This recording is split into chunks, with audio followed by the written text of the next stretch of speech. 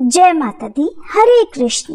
आप सभी पर माँ भगवती की कृपा सदैव बनी रहे। आज आप सभी सुनेंगे चैत्र मास महात्म्य का अंतिम अध्याय और इसी के साथ आज चैत्र मास महात्म्य की सारी कथाएं समाप्त हो जाएंगी। अब तक के सभी अध्याय सुनने के लिए और हर दिन नियम से कमेंट्स करने के लिए आप सभी श्रोताओं का बहुत बहुत धन्यवाद। आशा करती हूँ कि आने वाले वैशाख मास में भी आप हमारे चैनल पर इसी तरह से कथाएं सुनते रहेंगे।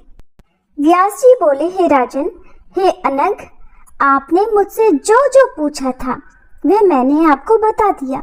जिसे पूर्व में नारायण ने महात्मा नारद से कहा था। महादेवी का ये परम अद्भुत पुराण सुनकर मनुष्य कृतकृत्य हो जाता है और वह भगवती का प्रेतम हो जाता है। हे राजन, क्योंकि अपने पिता की दुर्गति के विषय में जानकर आप अत्यंत विषादग्रस्त हैं, इसलिए हे राजन, अब आप अपने पिता के उद्धार के निमित्त देवी यज्ञ कीजिए। आप विधि अनुसार महादेवी के सर्वोत्तमोत्तम मंत्र की दीक्षा ग्रहण कीजिए, जो मनुष्य जन्म को सार्थक कर देता है। सूत जी बोले, उसे सुनकर नृप श्रेष्ठ जन्मेजय ने मुनीन्द्र व्यास जी से प्रार्थना करके उन्हीं से विधि पूर्वक देवी के प्रणव संज्ञक महामंत्र की दीक्षा ग्रहण की। इसके बाद महाराज ने नवरात्र के आने पर धौम्य आदि मुनियों को बुलाकर धन की कृपणता किए बिना अर्थात कंजूसी किए बिना शीघ्रता पूर्वक अम्बा यज्ञ आरंभ कर दिया। उसमें उन्होंने भगवती जगदम्बा की प्रसन्नता के लिए उनके समक्ष ब्राह्मणों के द्वारा इस परम उत्तम देवी भागवत महापुराण का पाठ कराया। इस यज्ञ में उन्होंने असंख्य ब्राह्मणों, सुवासिनी स्त्रियों, कुमारी कन्याओं, ब्रह्मचारियों, दीनों और अनाथों को भोजन कराया। इसके बाद धन दान के द्वारा उन सभी को पूर्ण संतुष्ट करने के बाद पृथ्वीपति जन्मेजय यज्ञ समाप्त करके जैसे ही अपने स्थान पर विराजमान हुए, उसी समय प्रज्वलित अग्नि की शिखा के समान तेज वाले देवर्षि नारद अपनी महती नामक वीणा बजाते हुए आकाश से उतरे। उन नारद मुनि को देखकर आश्चर्यचकित हो महाराज जन्मेजय अपने आसन से उठ खड़े हुए और उन्होंने आसन आदि उपचारों से उनका पूजन किया। इसके बाद वे कुशल क्षेम संबंधी प्रश्न करके उनके आने का कारण पूछने लगे। राजा बोले, साधु, आप कहाँ से आ रहे हैं? आप मुझे ये बताइए कि मैं आपकी क्या सेवा करूं? मैं आपके आगमन से सनाथ और कृतार्थ हो गया हूँ। राजा की ये बात सुनकर मुनि श्रेष्ठ नारद ने कहा, राजन, आज मैंने देवलोक में एक आश्चर्यजनक घटना देखी है। उसी को बताने के लिए मैं विस्मित होकर आपके पास आया हूँ। अपने विपरीत कर्मों के कारण आपके पिताजी दुर्गति में पड़े हुए थे। वे ही अब दिव्य शरीर धारण करके श्रेष्ठ विमान पर चढ़कर श्रेष्ठ देवताओं और अप्सराओं से चारों ओर से भली भांति स्तुत होते हुए मणिद्वीप को चले गए हैं। इस देवी भागवत के श्रवण जनित फल और देवी यज्ञ के फल से ही आपके पिताजी उत्तम गति को प्राप्त हुए हैं। हे कुलभूषण, आप धन्य तथा कृतकृत्य हो गए हैं और आपका जीवन सफल हो गया। आपने नरक से अपने पिताजी का उद्धार कर दिया है और आज देवलोक में आपकी महान कीर्ति और अधिक विस्तृत हो गई है। सूत जी बोले, हे मुनीश्वरों, नारद जी का यह वचन सुनकर महाराज जन्मेजय का हृदय प्रेम से गदगद हो गया और वे अद्भुत कर्मों वाले व्यास जी के चरण कमलों पर गिर पड़े।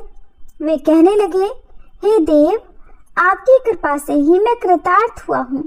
हे महामुने, नमस्कार के अतिरिक्त मैं आपके लिए विशेष कर ही क्या सकता हूँ। हे मुने, आप मुझ पर इसी प्रकार अनुग्रह सदा करते रहें।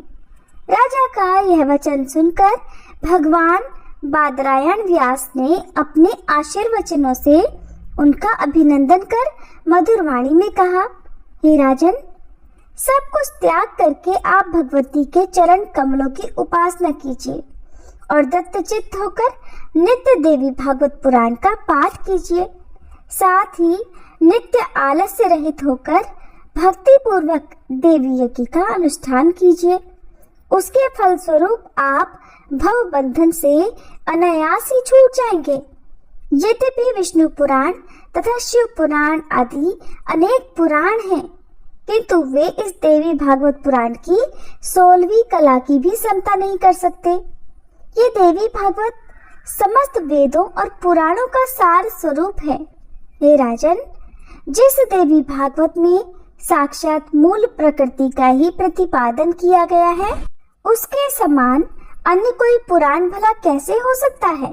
हे जन्मेजय, जिस देवी भागवत का पाठ करने से वेद पाठ के समान पुण्य फल मिलता है, उसका पाठ श्रेष्ठ विद्वानों को प्रयत्न पूर्वक करना चाहिए। उन नृप श्रेष्ठ जन्मेजय से ऐसा कहकर मुनिराज व्यास चले गए। उसके बाद विमलात्मा धौम्य आदि मुनि भी अपने अपने स्थानों को चले गए। उन्होंने देवी भागवत की ही श्रेष्ठ प्रशंसा की और फिर इसके बाद संतुष्ट मन वाले महाराज जन्मेजय देवी भागवत पुराण का निरंतर पाठ और श्रवण करते हुए पृथ्वी का शासन करने लगे। सूत जी बोले, परांबा देवी के मुख कमल से वेद सिद्धांत का बोधक जो आधा श्लोक निकला था और जिसका उपदेश स्वयं देवी ने वट पट पर शयन करने वाले श्री विष्णु को किया था, उसी को पूर्व काल में ब्रह्मा जी ने 100 करोड़ श्लोकों के रूप में विस्तृत कर दिया है। इसके बाद व्यास जी ने सुखदेव जी को पढ़ाने के लिए इसके सार भाग को एकत्र करके 18,000 श्लोकों और 12 स्कंधों से युक्त श्रीमद् देवी भागवत नामक पुराण की रचना की। वह पुराण अब भी देवलोक में वैसे ही विस्तृत रूप से विद्यमान है। इस पुराण के समान पुण्यदायक, पवित्र और पापनाशक दूसरा कोई पुराण नहीं है। इसके एक एक पद का पाठ करने से मनुष्य अश्वमेध यज्ञ का फल प्राप्त करता है। हे मुने, स्वयं अपने हाथ से देवी भागवत पुराण लिखकर या किसी लेखक से लिखवाकर पुराण का वाचन करने वाले विद्वान को इसे देकर वस्त्र और आभूषण आदि से उनकी पूजा करके उनके प्रति व्यास बुद्धि रखकर नियम पूर्वक उनके मुख से इस पुराण का श्रवण करना चाहिए। कथा की समाप्ति के दिन भाद्रपद पूर्णिमा तिथि को स्वर्ण सिंहासन पर स्थापित करके इस पुराण का दान उस पौराणिक विद्वान को करना चाहिए। पुनः दक्षिणा के रूप में उन्हें विविध अलंकारों और सोने के हार से विभूषित और बछड़े से युक्त दूध देने वाली कपिला गौ प्रदान करनी चाहिए। कथा के अंत में पुराण में जितने अध्याय हैं, उतने ही ब्राह्मणों और उतनी ही सुवासिनियों को उतनी ही कुमारियों और बालकों के साथ भोजन कराना चाहिए। उन सब में देवी की भावना करके वस्त्र, आभूषण, चंदन, माला, पुष्प आदि से उनकी पूजा करे और उत्तम पायसान अर्थात खीर का भोजन कराए। मनुष्य इस देवी पुराण के दान से पृथ्वी के दान का फल प्राप्त करता है और इस लोक में सुख भोग कर अंत में देवी लोक को प्राप्त होता है। जो इस श्रेष्ठ श्रीमद् देवी भागवत का नित्य भक्ति पूर्वक श्रवण करता है, उसके लिए कुछ भी, कहीं और कुछ भी दुर्लभ नहीं है। इसके श्रवण से पुत्रहीन व्यक्ति को पुत्र, धन चाहने वाले को धन और विद्या की इच्छा रखने वाले को विद्या की प्राप्ति हो जाती है। साथ ही संपूर्ण पृथ्वीलोक में वह कीर्तिमान हो जाता है।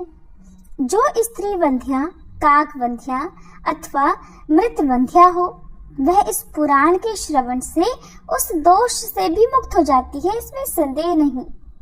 यह पुराण जिस घर में विधि पूर्वक पूजित होकर स्थित रहता है, उस घर को लक्ष्मी और सरस्वती भी कभी नहीं छोड़ती और बेताल, डाकिनी और राक्षस आदि वहां झांकते तक नहीं।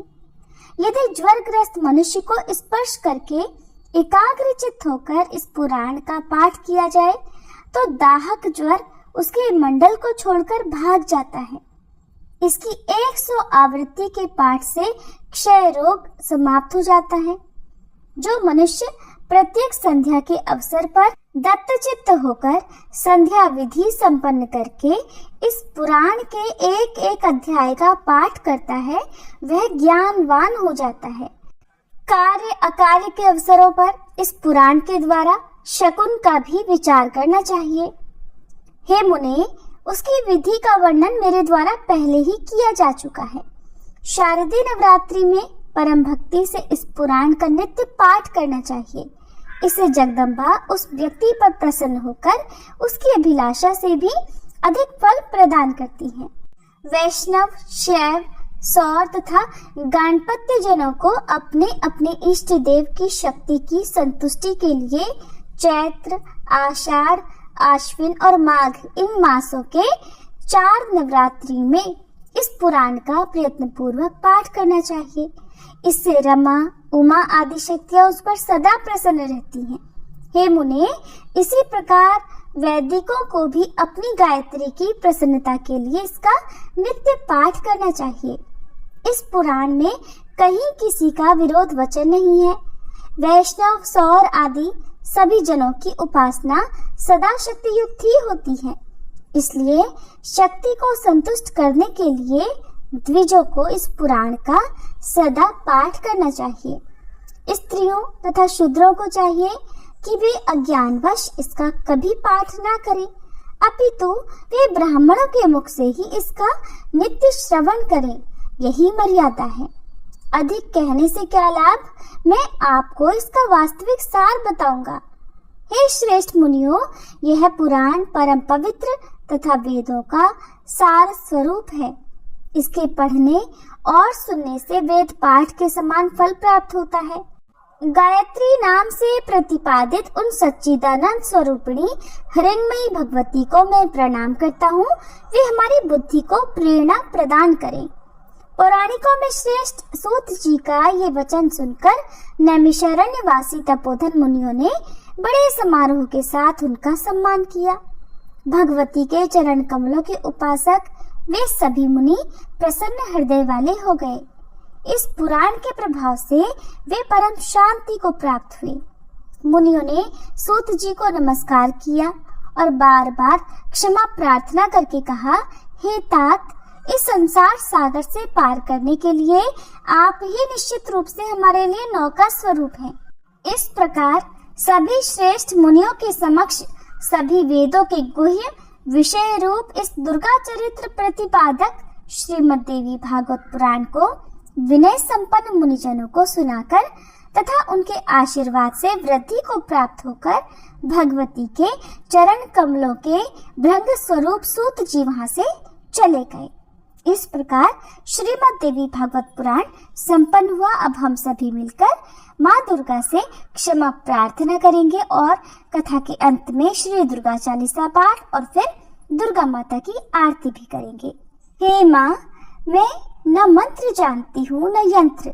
अहो, मुझे स्तुति का भी ज्ञान नहीं है, न आह्वान का पता है न ध्यान का। स्तोत्र और कथा की जानकारी भी नहीं है। न तो मैं आपकी मुद्राएं जानती हूँ और न मुझे व्याकुल होकर विलाप करना ही आता है, परंतु मैं एक बात जानती हूँ, केवल आपका अनुसरण, आपके पीछे चलना, जो कि सब क्लेशों को, समस्त दुख विपत्तियों को हर लेने वाला है, सबका उद्धार करने वाली कल्याणमयी माता। मैं पूजा की विधि नहीं जानती, मेरे पास धन का भी अभाव है, मैं स्वभाव से भी आलसी हूँ और मुझसे ठीक ठीक पूजा का संपादन हो भी नहीं सकता।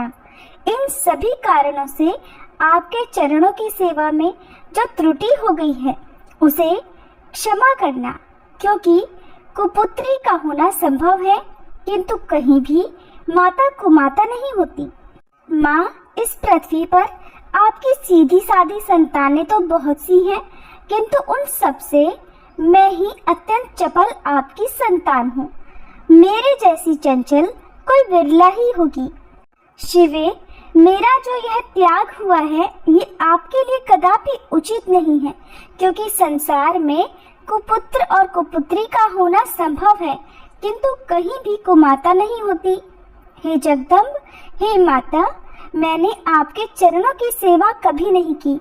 देवी, आपको अधिक धन भी अर्पित नहीं किया, फिर भी मुझ जैसी अधम पर जो आप अनुपम स्नेह करती हो, इसका कारण यही है कि संसार में कुपुत्र और कुपुत्री पैदा हो सकते हैं, किंतु कहीं भी कुमाता नहीं होती। गणेश जी को जन्म देने वाली माता पार्वती, मुझे नाना प्रकार की सेवाओं में व्यग्र रहना पड़ता था, इसलिए अन्य देवी देवताओं की सेवा पूजा मुझसे नहीं हो पाती, इसलिए उनसे कुछ भी सहायता मिलने की आशा नहीं है। इस समय यदि आपकी कृपा नहीं होगी तो मैं अवलंब रहित होकर किसकी शरण में जाऊंगी। माता अपर्णा, आपके मंत्र का एक अक्षर भी कान में पड़ जाए तो उसका फल ये होता है कि मूर्ख चांडाल भी मधुपाक के समान मधुर वाणी का उच्चारण करने वाला उत्तम वक्ता हो जाता है। दीन मनुष्य भी करोड़ों स्वर्ण मुद्राओं से संपन्न हो चिरकाल तक निर्भय विहार करता रहता है। जब मंत्र के एक अक्षर के श्रवण का ऐसा फल है, तो जो लोग विधि पूर्वक जप में लगे रहते हैं, उनके जप से प्राप्त होने वाला उत्तम फल कैसा होगा, इसको कौन मनुष्य जान सकता है। भवानी, जो अपने अंगों में चिता की राख भभूत लपेटे रहते हैं, जिनका विष ही भोजन है, जो दिगंबर धारी हैं, मस्तक पर जटा और कंठ में नागराज वासुकी को हार के रूप में धारण करते हैं और जिनके हाथ में कपाल शोभा पाता है, ऐसे भूतनाथ पशुपति भी जो एकमात्र जगदीश की पदवी धारण करते हैं, इसका क्या कारण है? ये महत्व उन्हें कैसे मिला? ये केवल आपके पाणी ग्रहण की परिपाटी का फल है। आपके साथ विवाह होने से ही उनका महत्व बढ़ गया। मुख में चंद्रमा की शोभा धारण करने वाली माँ, मुझे मोक्ष की इच्छा नहीं है, संसार के वैभव की भी इच्छा नहीं है, न विज्ञान की अपेक्षा है, न सुख की आकांक्षा। अतः आपसे मेरी यही याचना है कि मेरा जन्म मृडानी रुद्राणी शिव शिव भवानी इन नामों का ही जप करते हुए बीते। माँ श्यामा, नाना प्रकार की पूजन सामग्रियों से कभी विधि पूर्वक आपकी आराधना मुझसे नहीं हो सकी। सदा कठोर भाव का चिंतन करने वाली मेरी वाणी ने कौन सा अपराध नहीं किया है, फिर भी आप स्वयं ही प्रयत्न करके मुझ अनाथ पर जो किंचित कृपा दृष्टि रखती हो, माँ, ये आपके ही योग्य है। आपकी जैसी दयामयी माता ही मेरी जैसी कुपुत्र और कुपुत्री को भी आश्रय दे सकती है।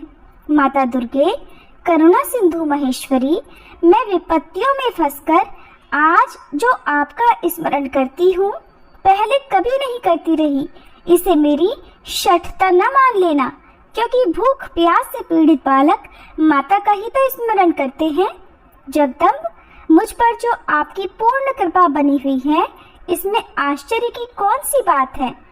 पुत्र अपराध पर अपराध क्यों न करता जाता हो, फिर भी माता उसकी उपेक्षा नहीं करती। महादेवी, मेरे समान कोई पातकी नहीं है और आपके समान दूसरी कोई पाप हारिणी नहीं है। ऐसा जानकर जो उचित जान पड़े वह कीजिए। श्री दुर्गा चालीसा। नमो नमो दुर्गे सुख करनी, नमो नमो अम्बे दुख हरनी, निरंकार है ज्योति तुम्हारी, तिहु लोक फैली उजियारी। शशि ललाट मुख महाविशाला, नेत्र लाल भ्रकुटी विकराला, रूप मातु को अधिक सुहावे, दर्श करत जन अति सुख पावे। तुम संसार शक्ति ले कीना, पालन हेतु अन्न धन दीना, अन्नपूर्णा हुई जगपाला, तुम ही आदि सुंदरी बाला। प्रलय काल सब नाशनहारी, तुम गौरी शिव शंकर प्यारी, शिव योगी तुम्हारे गुण गावे, ब्रह्मा विष्णु तुम्हें नित ध्यावे। रूप सरस्वती को तुम धारा, दे सुबुद्धि ऋषि मुनि ने उबारा। धर्यो रूप नरसिंह को अम्बा, प्रगट भई फाड़ कर खंबा। रक्षा करी प्रहलाद बचायो, हिरणाकुश को स्वर्ग पठायो। लक्ष्मी रूप धरो जग माही, श्री नारायण अंग समाही। क्षीर सिंधु में करत विलासा, दया सिंधु दीजे मन आसा। हिंगलाज में तुम ही भवानी, महिमा अमित न जात बखानी। मातंगी अरुधु मावती माता, भुवनेश्वरी बगला सुखदाता। श्री भैरव तारा जगतारिणी, छिन्न भाल भव दुख निवारणी। के हरि वाहन सोह भवानी, लांगुर वीर चलत अगवानी। कर में खप्पर खड्ग विराजे, जाको देख काल डर भाजे। सोहे अस्त्र और त्रिशूला, जाते उठत शत्रु ही शूला। नगर कोटि में तुम ही विराजत, तिहु लोक में डंका बाजत। शुंभ निशुंभ दानव तुम मारे, रक्त बीज शंखन संहारे। महिषासुर नृप अति अभिमानी, जहि अघभार मही अकुलानी। रूप कराल कालिका धारा, सेन सहित तुम तिहि संहारा। परिकाढ़ संतन पर जब जब, भई सहाय मातु तुम तब तब। अमरपुरी अरुबा सब लोका, तब महिमा सब रहे अशोका। ज्वाला में है ज्योति तुम्हारी, तुम्हें सदा पूजे नर नारी। प्रेम भक्ति से जो जस गावे, दुख दारिद्र निकट नहीं आवे। ध्यावे तुम्हें जो नर मन लाई, जन्म मरणता को छुट जाई। जोगी सुर मुनि कहत पुकारी, योग न हो बिन शक्ति तुम्हारी। शंकर आज रज तप कीनो, काम अरु क्रोध जीत सब लीनो। निश दिन ध्यान धरो शंकर को, काहु काल नहीं सुमिरो तुमको। शक्ति रूप को मरम न पायो, शक्ति गई तब मन पछतायो। शरणागत हुई कीर्ति बखानी, जय जय जय जगदम्ब भवानी। भई प्रसन्न आदि जगदम्बा, दई शक्ति नहीं कीन विलंबा। मोको मातु कष्ट अति घेरो, तुम बिन कौन हरे दुख मेरो। आशा तृष्णा निपट सतावे, मोह मदादिक सब विनशावे। शत्रुनाश की जय महारानी, सुमिरो एक चित तुम्हें भवानी। करो कृपा है मातु दयाला, रिद्धि सिद्धि दे करहु निहाला। जब लग जीव दया पल पाऊं, तुमरो यश मैं सदा सुनाऊं। दुर्गा चालीसा जो कोई गावे, सब सुख भोग परम पद पावे। श्री दुर्गा चालीसा समाप्त। जय अम्बे गौरी मैया, जय श्यामा गौरी। तुमको निश दिन ध्यावत, मैया जी को सब दिन मनावत। हरि ब्रह्मा शिवरी, जय अम्बे गौरी। मांग सिंदूर विराजत, टीको मृग मद को, मैया टीको मृग मद को। उज्ज्वल सिंधु नैना, निर्मल सिंधु नैना। चंद्र वदननी को, जय अम्बे गौरी। कनक समान कलेवर, रक्तांबर राजे। मैया रक्तांबर राजे। रक्त पुष्प गलमाला, लाल पुष्प गलमाला। कंठन पर साजे, जय अम्बे गौरी। के हरि वाहन राज, विराजत खड्ग खपरधारी, मैया खड्ग खपरधारी। सुर नर मुनि जन सेवत, सुर नर मुनि जन सेवत, तिनके दुख हारी। जय अम्बे गौरी। कानन कुंडल शोभित, नासाग्रे मोती, मैया नासाग्रे मोती। कोटिक चंद्र दिवाकर, कोटिक चंद्र दिवाकर, राजत समज्योति। जय अम्बे गौरी।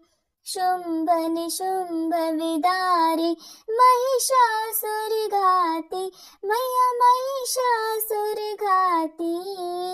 धूम्र विलोचन नैना, मधुर विलोचन नैना, निश दिन मदमाती। जय अम्बे गौरी। चंड मुंड संहारे, शोणित बीज हरे, मैया शोणित बीज हरे।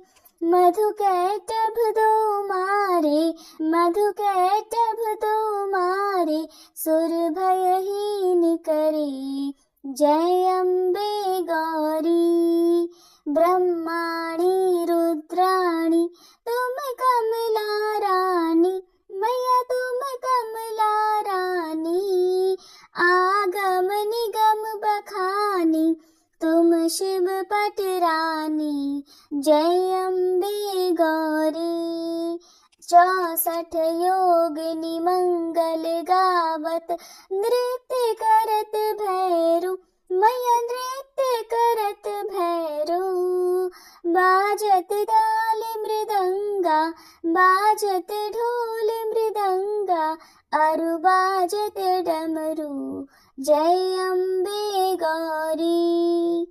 तुम ही जग की माता, तुम ही हो भरता, मैया तुम ही हो भरता। भक्तन की दुख हरता, भक्तन की दुख हरता, सुख संपत्ति करता। जय अम्बे गौरी। भुजाचार अति शोभित, वर मुद्राधारी, मैया वर मुद्राधारी। मन वांछित फल पावत, मन इच्छा फल पावत, सेवत नर नारी। जय अम्बे गौरी। कंचन थाल विराजत, अगर कपूर बाती, मैया अगर कपूर बाती। श्रीमाल के तुम्हें राजत, श्रीमाल के तुम्हें राजत, कोटि रतन ज्योति। जय अम्बे गौरी। श्री अम्बे जी की आरती जो कोई नर गावे, मैया जो कोई नर गावे। कहते शिवानंद स्वामी, रटत भोलानंद स्वामी, सुख संपत्ति पावे। जय अम्बे गौरी। जय अम्बे गौरी, मैया जय श्यामा गौरी। तुमको निश दिन ध्यावत, मैया जी को सब दिन मनावत, हरि ब्रह्मा शिवरी। जय अम्बे गौरी। सभी प्रेम से बोलिए दुर्गे मैया की जय, भवानी मैया की जय। आज की कथा के साथ ही चैत्र मास महात्म्य की सभी कथाएं समाप्त हुई।